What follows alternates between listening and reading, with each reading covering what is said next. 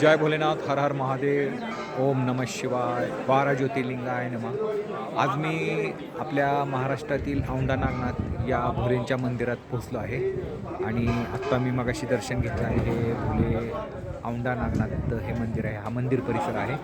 तर हे जे मंदिर आहे या मंदिराचं दरवाजा पश्चिम साईडला आहे की जो नामदेव महाराजांची भक्तीच्या रूपामधून हा मंदिरचा दरवाजा पूर्वेला होता, पण तो भक्तीच्या भक्ती असल्याने भोले बाबांचा दरवाजा पश्चिमेला फिरला अशी आख्यायिका आहे।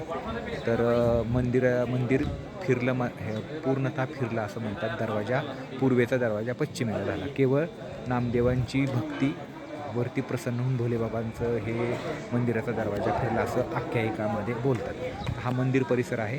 तर आज माझं ज्योतिर्लिंग यात्रेमधलं माझं हे 9वं ज्योतिर्लिंग आहे की जे मी आज पूर्णपणे छानपणे दर्शन घेतलं। भोलेबाबांनी मला दर्शन घेतलं। महाराष्ट्रातील मी प्रवास करून आता मी इथून पुढे मी आंध्र प्रदेश व तमिळनाडूकडे जाणार आहे। तर माझे राहिलेले ज्योतिर्लिंगचं दर्शन मी करणार आहे। हा मंदिर परिसर आहे। असा हा भोलेंचा हा हे आहे। तर हा प्रकार जो दिसतोय आपल्याला हा मंदिराचा परिसर आहे।